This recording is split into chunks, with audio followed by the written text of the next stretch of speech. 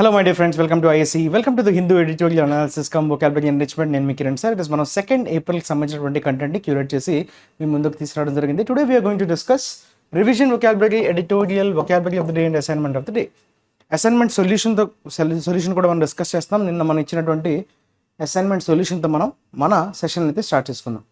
Okay, so 2nd April, this is an unforgettable day in the memory of our country. మనం India 2011లో world cup lift చేసినటువంటి day రోజు. So it was like 13 years అయిపోయిందా? Yes, it's 13 years. So we can cherish those moments. నేనైతే చూశాను అది.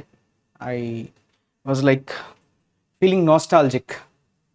Okay, anyways will go in to this solution. ఒకసారి solution వైపు అయితే చూసే ప్రయత్నం చేద్దాం.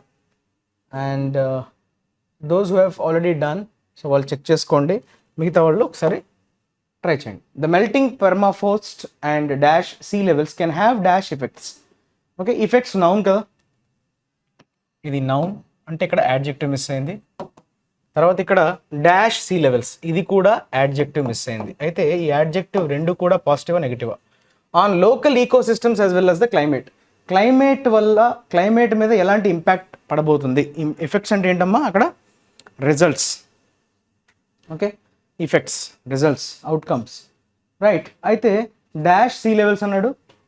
సీ లెవెల్స్ డిక్లైన్ అయితేనే ఇంక్రీజింగ్గా, రైజింగ్గా, ష్రింకింగ్గా అంటున్నాడు. ఓకే, సీ లెవెల్స్ ఇంక్రీజ్ అయితేనే కదా ప్రాబ్లం. డిక్లైనింగ్ అవ్వడం వల్ల ఇబ్బందికి రాదు కదా negative effect. Okay, so negative effect రావాలంటే సీ లెవెల్స్ పెరుగుతుంటేనే ప్రాబ్లం.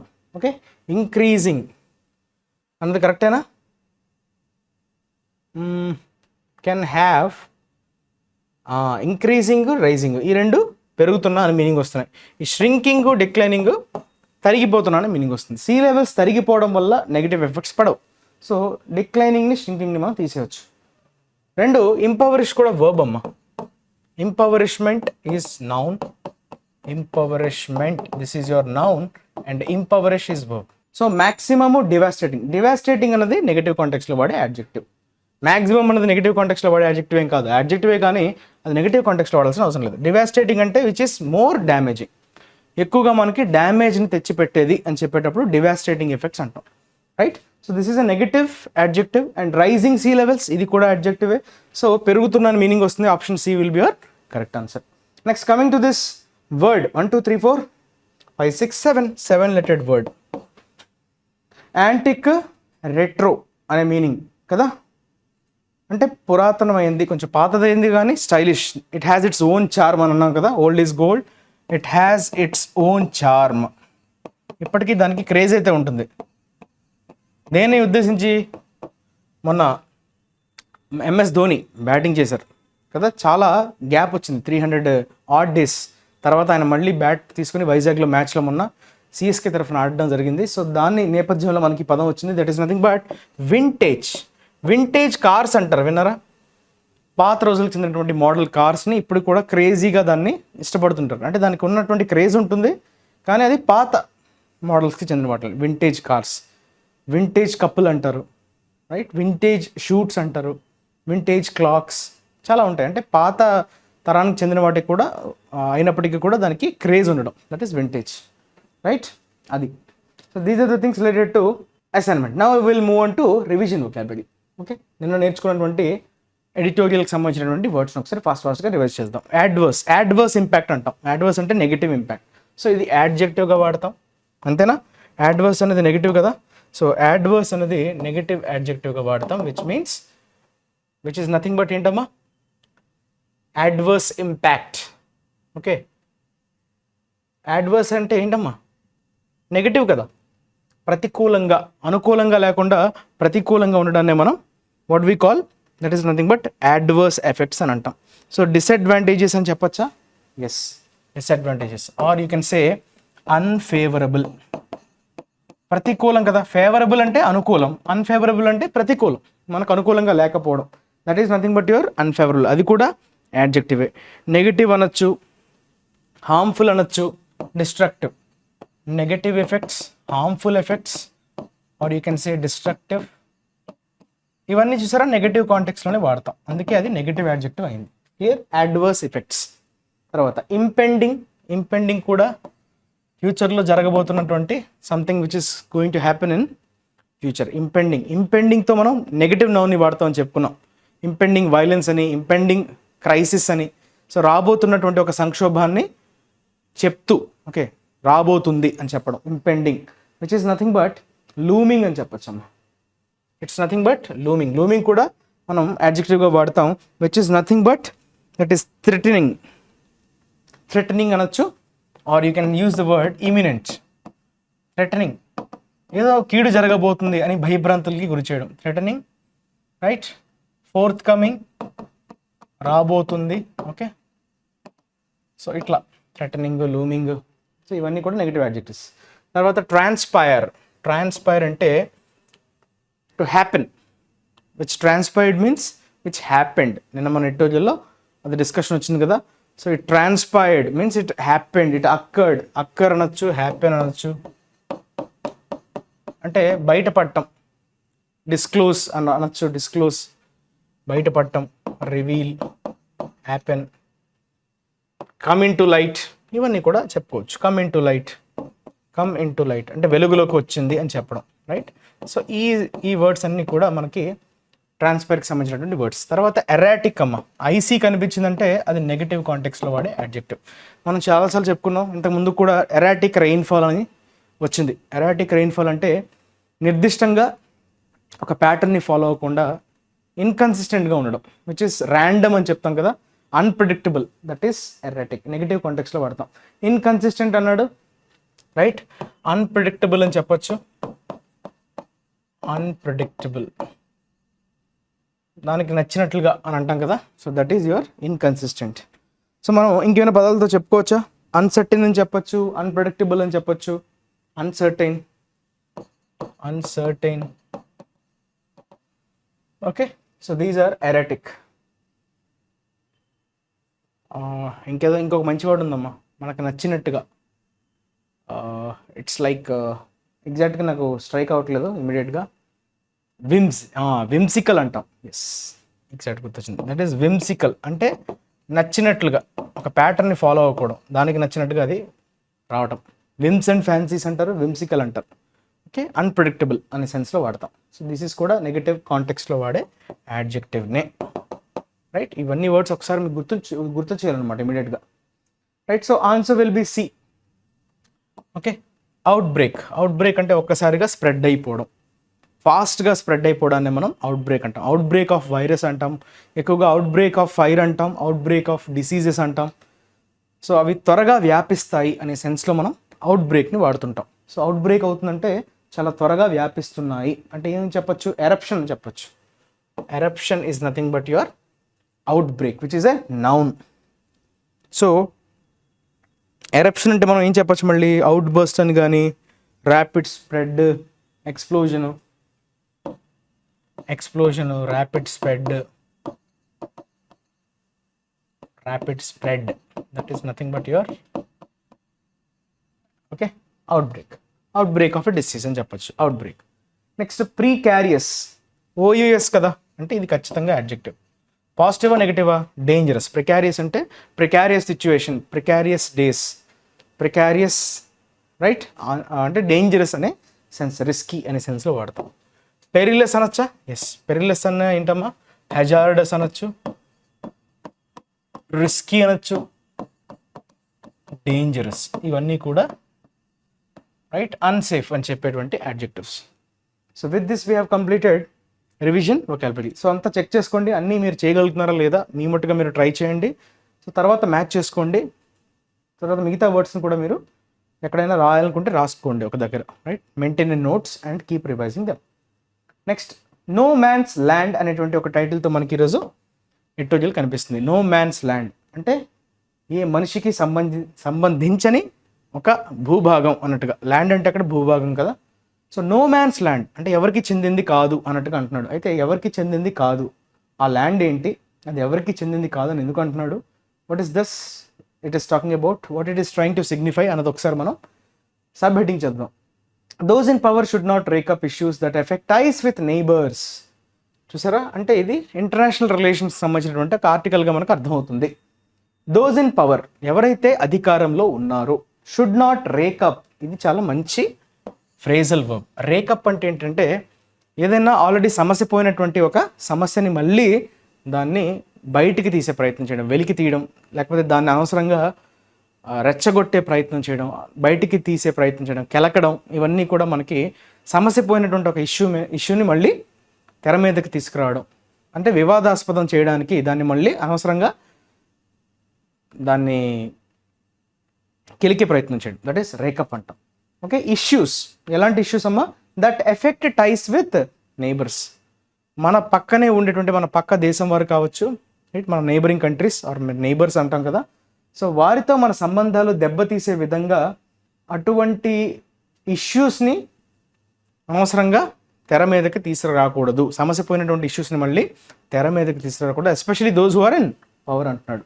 అంటే ఇప్పుడు ఆల్రెడీ బీజేపీ ఒక ఇష్యూని రైజ్ చేసింది రీసెంట్గా.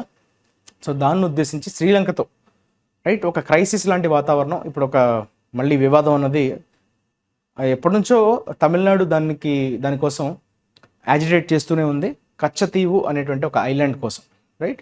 సో ఆ ప్రాంతం మాదే, మనం అనవసరంగా ఇచ్చేసాం వాళ్ళకి, అంటే వాళ్ళకి అప్పచెప్పేసాము అన్నట్టుగా, అంటే ఇందిరాగాంధీ హయాంలో దాన్ని ఇచ్చేసినట్టుగా మన దగ్గర ఆధారాలు ఉన్నాయి.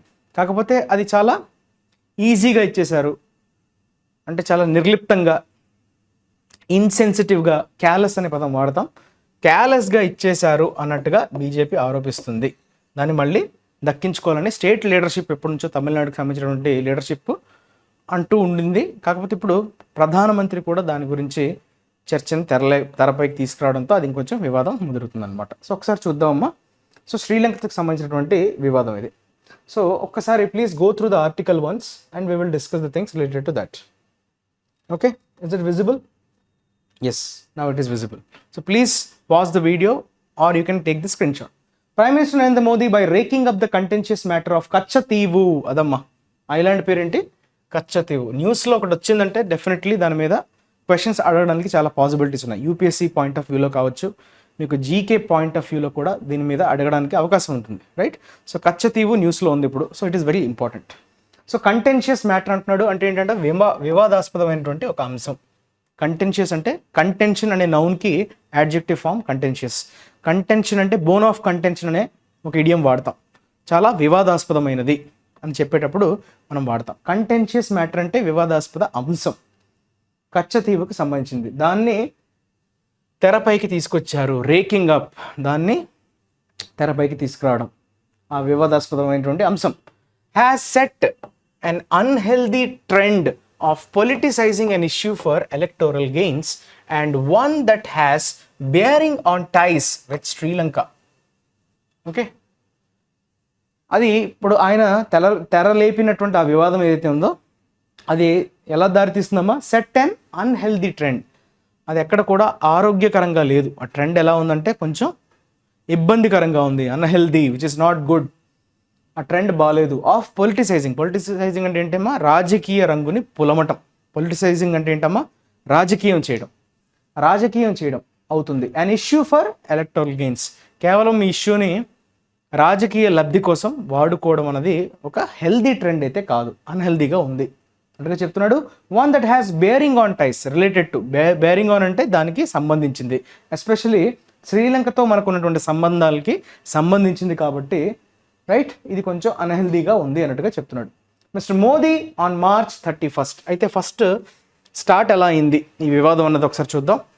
మోదీ గారు March 31 ఎక్స్, మనం ట్విట్టర్ అని ఏదైతే అనేవాళ్ళమో ఇప్పుడు దాన్ని ఎక్స్గా పిలుస్తున్నారు కదా. సో అంటే సోషల్ మీడియా ప్లాట్ఫామ్ మీద ఏమని రాశారు? స్టేటెడ్, పేర్కొన్నారు. New facts reveal how Congress carelessly gave away Kachativu. Even though the state BJP, like other parties in Tamil Nadu, has been talking about the island's retrieval, the situation gets complicated when its national leadership too lends its voice.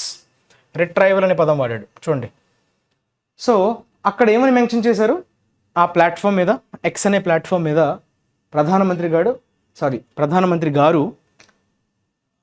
March 31, right, ఆయన Twitter వేదికగా ఏమని చెప్పారనమ్మా? ఏమని post చేశారు? కొత్త facts అనేవి బయటపడుతున్నాయి, కొత్త నిజాలు బయటపడుతున్నాయి. ఎలా కాంగ్రెస్ కచ్చతీవుని చాలా ఇన్సెన్సిటివ్గా, అంటే చాలా ఈజీగా ఇచ్చేసింది, మనకెందుకులే అన్న టైప్లో. That is callus. So that is insensitive, which is not serious. అంత సీరియస్గా దాని మీద ఆలోచనలు చేయకుండా, దాని మీద డిబేట్స్ చేయకుండా, సంప్రదింపులు జరపకుండా అలా ఊరికనే ఇచ్చేసింది అన్నట్టుగా మెన్షన్ చేయడం జరిగింది. Even though the state BJP, అంటే తమిళనాడుకు చెందినటువంటి స్టేట్ బీజేపీ. ఇక్కడ స్టేట్ బీజేపీ అంటే ఏ రాష్ట్రానికి సంబంధించిందమ్మా? Tamil Nadu. Like other parties in Tamil Nadu has been talking about the islands retrieval. మనం ఆ ఐలాండ్ని తిరిగి దక్కించుకోవాలి. రిట్రైవల్ అంటే ఏంటి? దాన్ని మనం తిరిగి దక్కించుకోవాలి అనేటువంటి ఒక అంశాన్ని ఎప్పటి నుంచో మిగతా పార్టీలతో పాటు స్టేట్ బీజేపీ కూడా కోరుకుంటుంది. The situation gets complicated when it's national leadership to lends it voice. దాంతోపాటు ఇప్పుడు స్టేట్ బీజేపీ లీడర్షిప్ మాట్లాడుకుంటే ఒక తీరు వేరేలా ఉంటుంది. కాకపోతే ఇప్పుడు ఏంటి, నేషనల్ లీడర్షిప్ కూడా గొంతు కలిపింది. దాని గొంతు కలపడంతో అది మరింత సీరియస్ అయింది, మరింత కాంప్లికేటెడ్ అయిందనమాట. అదే చెప్తున్నాడు. సో జాతీయ నాయకత్వం, సో వారి జాతికి నాయకత్వం కూడా గొంతు కలపడంతో అది మరింత కాంప్లికేటెడ్ అయింది. As with the Congress led UPA government, the BJP led NDA regime too has seen the islet as a part of Sri Lanka. ఇంతకు ముందు యూపీఏ ప్రభుత్వం ఉండేది కదా, కాంగ్రెస్ నేతృత్వంలోని యూపీఏ ప్రభుత్వం ఉన్నప్పుడు, తర్వాత మళ్ళీ అధికారంలోకి వచ్చినటువంటి బీజేపీ నేతృత్వంలో ఉన్నటువంటి ఎన్డీఏ, ఈ రెండు కూడా సీన్ ద ఐలెట్ అన్నాడు. ఐలెట్ అంటే ఏంటి? That small island. ఆ కచ్చతీవునే ఐలెట్గా చెప్తున్నాడు. స్మాల్ ఐలాండ్ని మనం ఐలెట్గా చెప్పుకుంటాం, right? A small island is considered to be an islet. ఇది వన్ వర్డ్ సబ్స్టిట్యూట్గా మీకు ఎగ్జామ్స్లో అడగడానికి స్కోప్ ఉంటుంది, రైట్? శ్రీలంకలో అంతర్భాగమే అన్నట్టుగా యూపీఏ ప్రభుత్వం భావించింది, ఎన్డీఏ కూడా భావించింది, బీజేపీ నేతృత్వంలోని ఎన్డీఏ.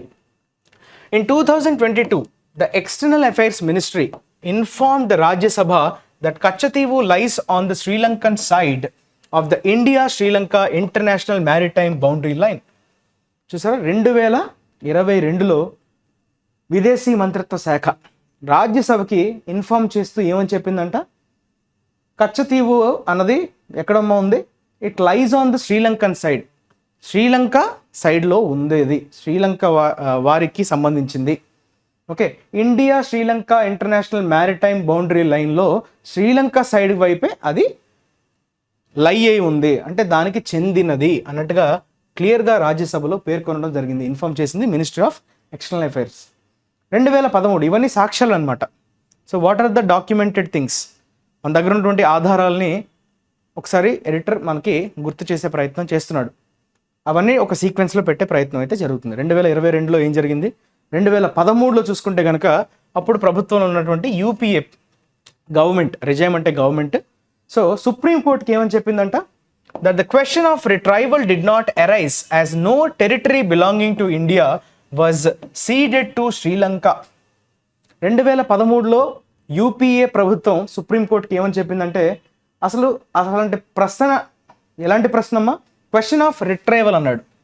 దాన్ని తిరిగి దక్కించుకోవాలనేటువంటి ప్రశ్న అన్నది ఉత్పన్నమే కాదు, అసలు అలాంటి క్వశ్చనే అరైజ్ అవ్వదు. ఎందుకు? బికాస్ డిడ్ నాట్ అరైజ్, ఉత్పన్నం అవ్వదు అంటాం కదా, that is arise. No territory belonging to India, భారతదేశానికి చెందినటువంటి ఏ భూభాగాన్ని కూడా శ్రీలంకకి అప్పజెప్పలేదు. సీడెడ్ అంటే వారికి ఇచ్చేశారు అన్నట్టుగా, రైట్? రెలింక్విష్ అంటాం కదా, give away. So that is called ceded. అంటే తృణప్రాయంగా శ్రీలంకకి మనం ఏది కూడా ఇచ్చేయలేదు. సో మనం దాన్ని రిట్రైవ్ చేయాలనుకున్నటువంటి క్వశ్చనే అసలు రాంగ్, అది అసలు ఉత్పన్నమయ్యే ఛాన్సే లేదు. మనం ఇస్తేనే కదా రిట్రైవ్ చేసుకోవడానికి, అసలు మనం ఇవ్వలేదు అన్నట్టుగా 2013లో యూపీఏ రిజైమ్ సుప్రీంకోర్టుకు ఒక సందర్భంలో చెప్పడం జరిగింది. అటువంటి ప్రశ్నే ఉత్పన్నం కాదు. రిట్రైవల్ అంటే తిరిగి దక్కించుకోవడం, సీడెడ్ అంటే వారికి ఏంటమ్మా? సీడ్ అన్నాం కదా, C E D E, which is used as a verb. అక్కడ అబ్జర్వ్ చేశారా? సో సీడ్ అంటే వారికి అప్పచెప్పడం అనే సెన్స్లో వాడతాం, right? C E D E, cede. So it contended that the islet was a matter of dispute between British India and Ceylon, and that there was no agreed boundary, a matter settled through the 1974 and 1976 agreements leading to the IMBL. It ante evaramma? It అంటే అక్కడ ఎవరు? UPA regime. UPA ప్రభుత్వం contended అంటే ఒక్కసారిగా దాంతో content చేసిందంటే దాంతో ఏకీభవించలేదు, అంటే దాన్ని ఎదుర్కొనే వాట్ వి సే కంటెంట్ ఎదుర్కోవడం, రైట్? తీవ్రంగా దాన్ని తప్పుపట్టడం అనే సెన్స్లో. కంటెంట్ అంటే negative sense, right? Contend the islet was a matter of dispute. Islet అంటే మళ్ళీ స్మాల్ ఐలాండ్. ఆ స్మాల్ ఐలాండ్ అంటే కచ్చతీవుని ఉద్దేశించే. It's a matter of dispute. అది ఎవరెవరికి మధ్య వివాదం అంటున్నాడు? బ్రిటిష్ ఇండియాకి. సీలాన్ అంటే శ్రీలంకనే. సో అప్పట్లో సీలాన్ అని పిలిచేవారు. సో సీలాన్కి బ్రిటిష్ ఇండియాకి మధ్య డిస్ప్యూట్గా మాత్రమే ఉండేది అది. And there was no agreed boundary. ఒక ఖచ్చితమైనటువంటి అగ్రిమెంట్తో కూడుకున్నటువంటి ఒక సరిహద్దు అయితే ఏమీ లేదు. ఆ మ్యాటర్ కూడా 1974, 1976 ఒప్పందాల్లో దీనికి సంబంధించినటువంటి ఒక అగ్రిమెంట్ అనేది, ఒక పరిష్కారం అయితే దొరికింది, సెటిల్ అయిపోయిందంట మ్యాటర్. అది దేనికి దారితీస్తుందంటే ఈ IMBL ఇందాక చెప్పాడు కదా, international maritime boundary line. So దానికి దారితీసింది ఈ 1974, 1976లో జరిగినటువంటి కొన్ని ఒప్పందాలుతో ఆ మ్యాటర్ అనేది సెటిల్ అయింది అన్నట్టుగా చెప్పడం జరిగింది. A little after Mr. Modi became Prime Minister, an MEA affidavit in the Madras High Court stated that sovereignty over Kachativu is a settled matter. ఇవన్నీ ఎలా ఉన్నాయి చూసారా? ఇప్పుడు వచ్చినటువంటి అన్ని ప్రూఫ్స్ కూడా శ్రీలంకదే, వాళ్ళకి చెందిందే అన్నట్టుగా మనకు అన్ని స్టేట్మెంట్స్ కనిపిస్తున్నాయి. A little after mister Modi became prime minister. ఆయన ప్రైమ్ మినిస్టర్ అయినటువంటి కొన్ని రోజుల వ్యవధిలోనే మళ్ళీ మినిస్ట్రీ ఆఫ్ ఎక్స్టర్నల్ అఫైర్స్ చెందినటువంటి ఒక అఫిడవిట్ అంటే ఏంటమ్మా? కోర్టులో సబ్మిట్ చేసేటువంటి ఒక రిటర్న్ స్టేట్మెంట్. అఫీషియల్గా మీరు కోర్టుకి సబ్మిట్ చేసేటువంటి ఒక స్టేట్మెంట్ని మనం అఫిడవిట్ అంటాం. అది అఫీషియల్. అది మీరు చెప్తున్నారంటే ఇంకా దానికి మీరు బైండ్ అయి ఉండాల్సిందే, right? So with your knowledge you are giving the information to the court, official information. That is called affidavit. Madras హైకోర్టులో ME ఒక అఫిడవిట్లో పేర్కొంది ఏమని? సావరెంటీ, సార్వభౌమాధికారం అంటాం, సావరెంటీ. ఆ సార్వభౌమాధికారం కచ్చతీవు అన్నది ఆల్రెడీ ఒక సెటిల్ అయిపోయినటువంటి మ్యాటరు అన్నట్టుగా కూడా మెన్షన్ చేయడం జరిగిందంట MEA. అది కూడా ప్రధానమంత్రి మోదీ గారు ప్రైమ్ మినిస్టర్ అయిన తర్వాత ఈ పాయింట్స్ అన్ని జాగ్రత్తగా గమనించాలి మీరు. బట్ ఇప్పుడు ప్రాబ్లం ఏంటి? But the present government has also been telling parliament that the matter relating to the islet is sub judice as it was before the Supreme Court. So Supreme Court పరిధిలో ఉంది. Sub జుడైస్ అంటే it is under the consideration of supreme court. ఇంకా supreme కోర్టులో తేలలేదు అన్నట్టుగా ప్రస్తుతం ఉన్నటువంటి ప్రభుత్వం అయితే పార్లమెంట్కు చెప్తూ వస్తుందంట. Has also been telling parliament that the matter relating to the islet అంటే కచ్చతీవుని ఉద్దేశించి ఆ మ్యాటర్ ఇంకా కోర్టులోనే నలుగుతూ ఉంది, ఇంకా కోర్టు ఏమీ ప్రకటించలేదు అన్నట్టుగా చెప్తుందనమాట. ఇదంతా చూసారా? టైం లైన్స్ చూసారా? 2013లో ఏం జరిగింది, 2022లో ఏం జరిగింది, దాని తర్వాత ప్రధానమంత్రి గారు జస్ట్ ప్రైమ్ మినిస్టర్ అయినప్పుడు మోదీ గారు ఏం జరిగింది, ఇవన్నీ మనకి ఒక టైం లైన్గా ఇచ్చే ప్రయత్నం అయితే చేస్తున్నాడు, right? The crux of the రో అన్నాడు. క్రక్స్ అంటే ఏంటమ్మా? కోర్, ఒక main portion. Okay, main part is called crux of the రో అన్నాడు. రో అంటే ఏంటి? కాంట్రవర్సీ, వివాదం. కాంట్రవర్సీ అంటాం రో అంటే. ఇప్పుడు ఈ వివాదంకి ఉన్నటువంటి మెయిన్ పాయింట్ ఏంటి? Is whether the Congress under Jawaharlal Nehru or Indira Gandhi had callously handed the matter. చూసారా? ఆ మ్యాటర్ని ఆ సిచ్యువేషన్, ఓకే, దాన్ని కాంగ్రెస్ హయాంలోని, okay, under Jawaharlal Nehru or Indira Gandhi వారి హయాంలో దీన్ని ఏమన్నా క్యాలెస్గా, చూసారు ఇందాక చెప్పాం కదా వర్డ్, మళ్ళీ దాన్ని హైలైట్ చేసే ప్రయత్నం చేస్తున్నాడు. ఇన్సెన్సిటివ్గా, దాన్ని పట్టించుకోని విధంగా, అంత సీరియస్గా తీసుకోకుండా, that is called carelessly handle the matter. అసలు మ్యాటర్ని వాళ్ళు సీరియస్గా తీసుకున్నారా లేదా అన్నదే ఇప్పుడు ఉన్నటువంటి మెయిన్ పాయింట్. మెయిన్ ముద్ద అంటారు కదా హిందీలో, మెయిన్ పాయింట్, అసలైనటువంటి పాయింట్ అనమాట. Okay, that is the main point. Documents from an RTA query by BJP State President K. Annamalai reveal that the Indian leadership before the agreements of 1974 and 1976 had recognized that it did not have a strong case over the territory, even though the area was part of the zamindari of the Raja of Ramanathapuram since 1803. So, ఒక RTI complaint అంటే query అంటే question చేయడం, right? ఆర్టీఐకి సంబంధించినటువంటి ఒక question తమిళనాడుకు చెందినటువంటి state president, బీజేపీకి చెందినటువంటి స్టేట్ ప్రెసిడెంట్ కె అన్నామలై గారు ఇచ్చినటువంటి ఆర్టీఐ క్వెరీకి రిప్లైగా ఏమొచ్చింది?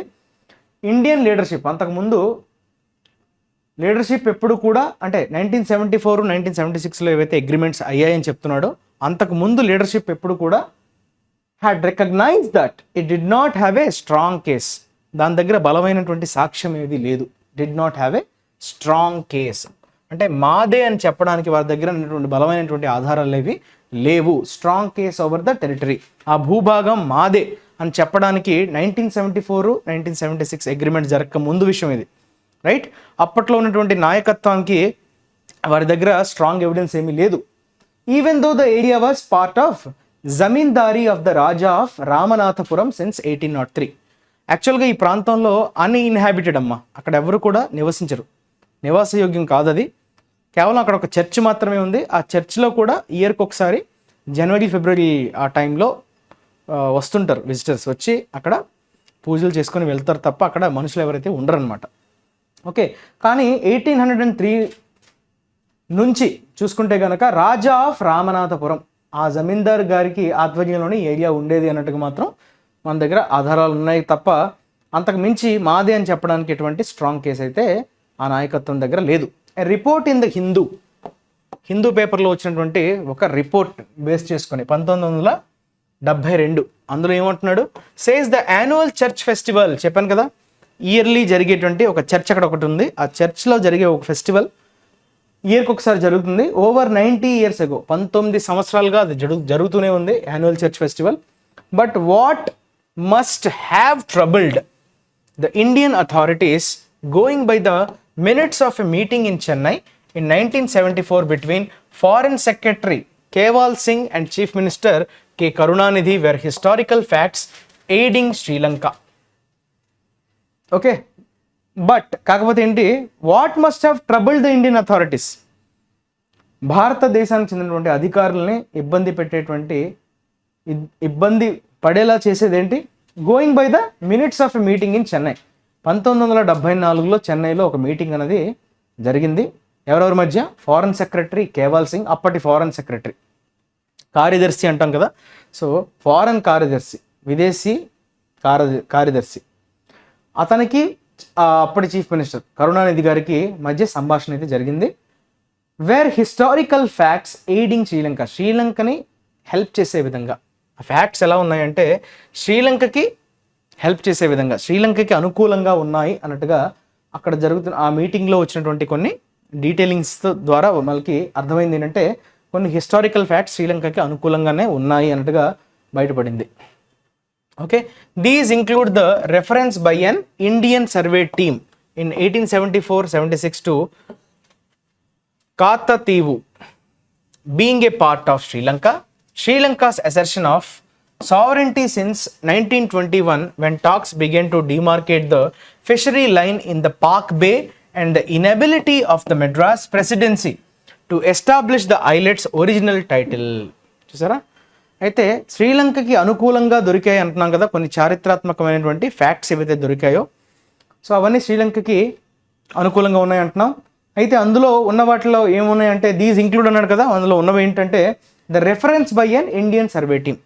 ఒక ఇండియాకి సంబంధించిన ఒక సర్వే టీమ్ బయటపెట్టింది ఏంటంటే 1874-76 ప్రాంతంలో Katchatheevu, okay, Katchatheevu is a part of Sri Lanka అని బయటపడిందంట. ఓకే, ఒక రెఫరెన్స్ దొరికింది వీరికి చెందినదే అన్నట్టుగా, అది శ్రీలంకలో అంతర్భాగమే అన్నట్టుగా 1874-76 ప్రాంతంలో కాతతీవు ఈజ్ ఎ పార్ట్ ఆఫ్ శ్రీలంకగా వారికి బయటపడింది, ఒక రెఫరెన్స్ అయితే దొరికిందంట. శ్రీలంకాస్ అసెర్షన్, అసెర్షన్ అంటే ఏంటి అంటే స్ట్రాంగ్లీ దానికోసం మీరు నొక్కి చెప్పడం. When you're trying to seriously say about something that is called assertion. Assert అన్నది వర్బ్, అసెర్షన్ నౌన్. సావరెంటీ అంటే ఏమనుకున్నాం? సార్వభౌమాధికారం, అంటే దాని మీద ఉన్నటువంటి అన్ని అధికారాలు ఆ భూభాగం మీద. సావరెంటీ అంటే ఇండిపెండెన్స్, ఇంకెవరు కూడా వచ్చి దాన్ని నాది అని చెప్పి తీసుకోవడానికి లేదు అని అర్థం, that is sovereignty. So Sri Lanka గట్టిగా దాని మీద చెప్పిందనమాట sovereignty. Since 1921 when talks began to demarcate the fishery line, Palk బేలో ఉండేటువంటి ఫిషరీ లైన్ ఫిషరీ లైన్ అంటే మనకి డిమార్కేషన్ ఏంటంటే బేసిక్గా ఒక సరిహద్దు అనమాట. ఇది దాటి మీరు రావద్దు, ఇది మా ప్రాంతం, ఇది ఈ ప్రాంతంలోకి వస్తే మీ జాలర్లు మేము అలౌ చేయం, ఆ ప్రాంతం దాటితే మా జాలర్లు మీ దానికి అలౌ చేయరు, అంటే రావడానికి లేదు. సో ఆ బౌండరీ ఏదైతే ఉంటుందో, అంటే ఎస్పెషల్లీ ఫిషర్మెన్ పీపుల్, వాళ్ళు ఆ ప్రాంతానికే పరిమితమై వారి ఫిషరీ యాక్టివిటీస్ అని చేసుకోవాలి. వారు ఒకవేళ ఆ బౌండరీని దాటొస్తే, డిమార్కేషన్ని దాటొస్తే నేవీ ఆఫీసర్స్ వాళ్ళని అరెస్ట్ చేసే ప్రమాదం ఉంది. సో అది జరుగుతూ ఉంటుంది ఎప్పుడే కూడా, ఆ బౌండరీ లైన్ దాటేస్తూ వచ్చేస్తుంటారు. సో వాళ్ళని జైల్లో పెట్టడం, రైట్, నేవీ అధికారులు వాళ్ళని అరెస్ట్ చేయడం, ఇట్లాంటివి జరుగుతూ ఉంటాయి, రైట్. అదే చెప్తున్నాడు, when talks began to demarcate the fishery line, అంటే ఫిషర్మెన్ని ఉద్దేశించి ఏదైతే డిమార్కేషన్ చేస్తామో, మీరు ఇక్కడ వరకే పరిమితం, మీరు ఇక్కడ వరకే ఫిషింగ్ చేయాలి అని ఏదైతే సరిహద్దును నిర్దేశిస్తారో దాన్ని డిమార్కేషన్ అంటారు. ఆ ఫిషరీ లైన్ అంటాం దాన్ని. అది కూడా పాక్ బే, అంటే ఆ శ్రీలంకకి మనకి మధ్య ఉన్నటువంటి ఆ చిన్న దారిని మనం పాక్ బే అంటాం, right. And the inability of the Madras presidency, అప్పట్లో ప్రెసిడెన్సీస్ ఉండేవి కదా, అప్పటికి ఇంక ఇండిపెండెన్స్ రాలేదు. సో అప్పట్లో మద్రాస్ ప్రెసిడెన్సీ అని, బాంబే ప్రెసిడెన్సీ అని, క్యాల్కటా ప్రెసిడెన్సీ అని ఉండేవి కదా. సో మెడ్రాస్ ప్రెసిడెన్సీ కూడా అప్పట్లో కూడా దీనికి సంబంధించినటువంటి ఒరిజినల్ టైటిల్ని కూడా ఎస్టాబ్లిష్ చేయడంలో ఫెయిల్ అయింది. ఇనెబిలిటీ అంటున్నాడు కదా, so it has failed in establishing the islets original title. దానికి సంబంధించినటువంటి ఒరిజినల్ టైటిల్ని కూడా ఎస్టాబ్లిష్ చేయడంలో విఫలమైంది మద్రాస్ ప్రెసిడెన్సీ, అప్పటి మద్రాస్ ప్రెసిడెన్సీ. Besides, అంటే in addition to, Sri Lanka had been exercising jurisdiction over the territory since the mid-1920s without protest by India. 1920 మధ్యలో అప్పటి నుంచి టెరిటరీ మీద కంప్లీట్ దానికే అధికారం అయితే ఉంది. Had been exercising jurisdiction, okay. ఆ భూభాగానికి సంబంధించినటువంటి కంట్రోల్ అంతా కూడా 1920s మిడ్ నుంచి కూడా శ్రీలంకనే ఎక్సర్సైజ్ చేస్తుందంట. ఇండియా ఎక్కడ కూడా దానికి వ్యతిరేకించలేదు, without any protest by India. Nehru's observation on giving up our claim or constitutional expert MC Setalvad's favorable opinion is thus cited by critics of the Congress and the DMK, but the RTI documents show that the decision had sound basis. చూసారా, నెహ్రూ గారు ఏదో ఒక సందర్భంలో giving up our claim, మనం ఇచ్చేస్తున్నాంలే, మనకు సంబంధించిందే కానీ మనం దాన్ని వదిలేసుకుందాం, అంత అవసరం లేదు అన్నట్టుగా చెప్పారు అన్నట్టుగా.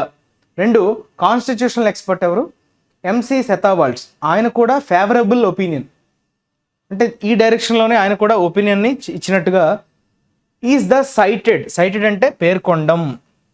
కాంగ్రెస్ని వ్యతిరేకించేవాళ్ళు, క్రిటిక్స్ ఆఫ్ ద కాంగ్రెస్ని వ్యతిరేకించే వాళ్ళు ఈ రెండు స్టేట్మెంట్స్ని చూపించే ప్రయత్నం చేస్తున్నారు. నెహ్రూ గారు ఇలా అన్నారు, గివింగ్ అప్ అవర్ క్లెయిమ్ అని, అంటే మనకి సంబంధించింది అది, మన రైట్ అది, మన హక్కుని మనం వదిలేసుకున్నాము అన్నది నెహ్రూ గారే స్వయంగా అన్నారు అనే మాటలను వాళ్ళు కోట్ చేయడం స్టార్ట్ చేశారు. Okay, critics of the government, critics of the Congress and డిఎంకేని క్రిటిసైజ్ చేసేవాళ్ళు కావచ్చు, కాంగ్రెస్ని క్రిటిసైజ్ చేసేవాళ్ళు కూడా కావచ్చు. సో వీటిని పేర్కొన్నారు.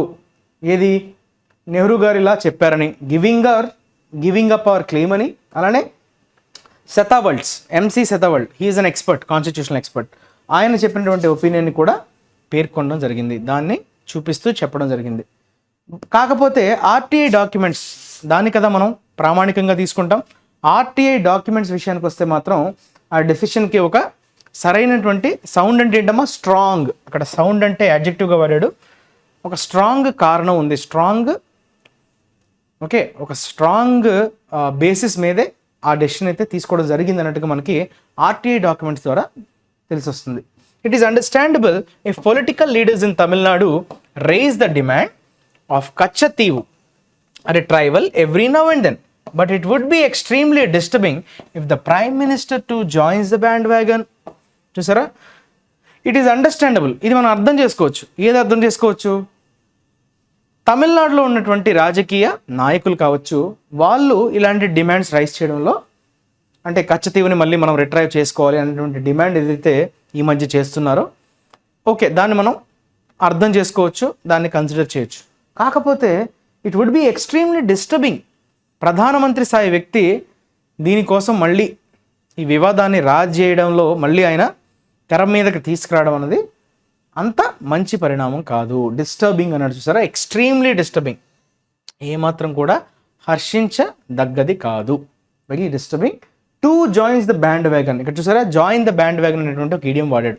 అంటే అందరూ చేస్తున్నది మనం చేయడం. జాయిన్ ద బ్యాండ్ వ్యాగన్ అంటే అర్థం ఏంటంటే అందరూ ఏదైతే చేస్తున్నారో పాపులర్గా ఉందో మనం కూడా అది చేయడం, right? So BJP leadership, state leadership చేస్తుంది కదా అని ప్రధానమంత్రి గారు కూడా అదే పని చేయడం అనేది కరెక్ట్ కాదు. అది ఈ టైంలో అసలు మంచిది కాదు. శ్రీలంకతో మనకున్నటువంటి రిలేషన్స్ దెబ్బ తినే ప్రమాదం ఉంది అన్నట్టుగా ఎడిటోరియల్లో మనకి ఇదంతా చెప్పడం జరిగింది. That is all about Katchatheevu's controversy. Hope you have understood. So ఎక్కడెక్కడైతే నేను స్ట్రెస్ చేశానో వాటిని మీరు జాగ్రత్తగా రాసుకోండి, వాటిని ఓన్ సెంటెన్సెస్గా ఫ్రేమ్ చేసే ప్రయత్నం అయితే చేయండి. నిన్న కమెంట్ సెక్షన్లో ఒకరు చాలా యాక్టివ్గా పెట్టారు. I appreciate that person. ఎగ్జాక్ట్గా నాకు పేరు గుర్తు రావట్లేదు. I don't want to take his name, but I think he has understood. ఎవరినైతే నేను అక్కడ కమెంట్ సెక్షన్లో క్లియర్గా ఆయన ప్రతి వర్డ్కి సంబంధించినటువంటి యూసేజ్ని రాయడం జరిగింది. I really appreciate him. అలానే కంటిన్యూ చేయండి అమ్మా. మిగతా వాళ్ళు కూడా చూసి మీరు కూడా ఇన్స్పైర్ అయ్యి రాసే ప్రయత్నం చేయండి, పార్టిసిపేట్ చేయండి. Next we will move on to vocabulary. So ఇంకొక ఆర్టికల్లో వచ్చినటువంటి వర్డ్స్ని ఒకసారి మనం ఫాస్ట్గా చూసే ప్రయత్నం అయితే చేద్దాం. యార్డ్ స్టిక్ అన్నాడమ్మా. యార్డ్ స్టిక్, దీని అర్థం ఏంటి? యార్డ్ స్టిక్ అంటే మనం దేన్నైనా కొలమానం అంటాం కదా, ఒక బెంచ్ మార్క్ని ఉద్దేశించి యార్డ్ స్టిక్ అంటాం, రైట్? ఒక కొలమానం ఉంటుంది కదా, దేన్నైనా కొలవడానికి, ఇది బాగుందా లేదా అని చెప్పడానికి ఒక కొలమానమే yardstick. Productivity is not the only yardstick of success. ప్రొడక్టివిటీని మాత్రమే మనం సక్సెస్కి అదొక కొలమానంగా చెప్పుకోలేము అని చెప్తున్నాడు. ఓన్లీ యార్డ్ స్టిక్ అంటే దాన్ని మెజర్ చేయడం, something which measure something, that is yard stick. Standard అనొచ్చు, బెంచ్ మార్క్ అనొచ్చు, టచ్ స్టోన్ అనొచ్చు. ఈ మూడు కూడా సినోనిమ్స్గా మనం చెప్పుకుంటాం. టచ్ స్టోన్, ఈ పదం మీరు వినుండరు. టచ్ స్టోన్ అన్న బెంచ్ మార్క్ మీకు బాగా వినుంటారు. ఇది బాగా ఫెమిలియర్గా ఉన్న పదం, కానీ మీకు అన్ఫెమిలియర్ వర్డ్స్ కూడా తెలిసి ఉండాలి, రైట్? Touch stone. ఈ సినోనిమ్స్ ఎక్సర్సైజ్లో మనం నేర్చుకునేది ఏంటి అంటే బాగా ఫ్రీక్వెంట్గా లేని వర్డ్స్, మీకు అంతగా పరిచయం లేని వర్డ్స్ని కూడా అన్నీ ఒకే చోట ఒక కేటగిరీలోకి తీసుకొచ్చే ప్రయత్నం చేయడం వల్ల ఈజీ అవుతుంది మీకు కదా. Touchstone, benchmark, standard. ఒక స్టాండర్డ్ని సెట్ చేశారు, ఒక బెంచ్ మార్క్ని సెట్ చేశారు, right? A standard by which you can judge the success or value of something. దేనిదైనా వాల్యూని డిసైడ్ చేయడానికి ఆ స్టాండర్డ్ అనేది ఉపయోగపడుతుంది. ఆ స్టాండర్డ్ని మనం యార్డ్ స్టిక్ అని అంటాం. ఇది నౌన్గా వాడచ్చు, రైట్? తర్వాత ఫ్లాగ్షిప్. ఫ్లాగ్షిప్ అనేది కొంచెం యాడ్జెక్టివ్, అది కూడా పాజిటివ్, అది కూడా బెస్ట్ అని చెప్పడం. చూడండి, the best or most important product, idea, building etcetera that an organisation owns or produces. So ఒక ఆర్గనైజేషన్ దానికి సంబంధించినటువంటి బెస్ట్ కావచ్చు, లేదంటే మోస్ట్ ఇంపార్టెంట్ ప్రొడక్ట్ కావచ్చు, ఐడియా కావచ్చు, లేదంటే బిల్డింగ్ కావచ్చు. సో మోస్ట్ ఇంపార్టెంట్ అయి ఉండాలి, లేదంటే బెస్ట్ అయి ఉండాలి. సో అటువంటి వాటిని మనం ఫ్లాగ్షిప్ అంటాం. The companies flagship store, okay, is in New York అంటే ది బెస్ట్ స్టోర్. ఆ కంపెనీకి ఉండేటువంటి విశాలమైంది అనుకోవచ్చు, ఓకే, మోస్ట్ ఇంపార్టెంట్ అని చెప్పచ్చు, right? Major, pivotal are staple, ఇవన్నీ కూడా వెరీ ఇంపార్టెంట్ అని చెప్పే సందర్భంలో వాడతాం ఈ పదాలు. మేజర్ కావచ్చు, పైవోటల్ కావచ్చు, స్టేపుల్. స్ట్రింజెంట్, ఇది కూడా adjective which means strict. Stringent action అంటే స్ట్రిక్ట్ యాక్షన్. టఫ్ అనొచ్చు, హార్ష్ అనొచ్చు, స్ట్రిక్ట్ అనొచ్చు. Having a very severe effect or being extremely limiting, తీవ్రమైనటువంటి పరిణామాలు. Stringent safety regulations were introduced after the accident. Accident జరిగిన తర్వాత భద్రతాపరమైనటువంటి కొన్ని నియంత్రణలు, అవి కూడా చాలా తీవ్రమైన, రైట్? హార్ష్ అంటాం కదా, strict, that is your stringent. చాలాసార్లు వచ్చిన వర్డ్ ఇది. Decree, official order. డిక్రీ అంటే ఏంటమ్మా? More than 200 people were freed by military order. Decree అంటే అఫీషియల్ ఆర్డర్ని మనం డిక్రీ అంటాం. ఆర్డర్ అనొచ్చు, మ్యాండేట్ అనొచ్చు, కమాండ్ అనొచ్చు. And official statement that something must happen, ఇలా చేయాలి, ఇలా జరగాలి అనే ఒక అఫీషియల్గా ఆర్డర్ని పాస్ చేయడాన్ని మనం డిక్రీ అంటాం. తర్వాత పారాడైమ్, ఓకే, పారాడైమ్ ఇది నౌన్ అమ్మా. పారాడైమ్ అంటే మోడల్. బేసిక్గా పారాడైమ్ అంటే ఒక ఎగ్జాంపుల్ లాగా, ఒక టిపికల్ మోడల్ని మనం ప్యాటర్న్ని కానీ, మోడల్ కానీ, ఎగ్జాంపుల్ కానీ చెప్పచ్చు. Pattern, example or model, that is paradigm. Some of these educators are hoping to produce a change in the current cultural paradigm. Cultural model అని చెప్పడం, model of something or a very clear and typical example of something. Typical example, okay, typical ఎగ్జాంపుల్ని మనం paradigm అంటాం. తర్వాత legitimate, ఇది కూడా adjective ఏమమ్మా, legitimate అంటాం. Legitimate government. ఓకే, గవర్నమెంట్ అనేది noun and legitimate is your adjective. The army must give power back to the legitimate government. చట్టబద్ధమైనది.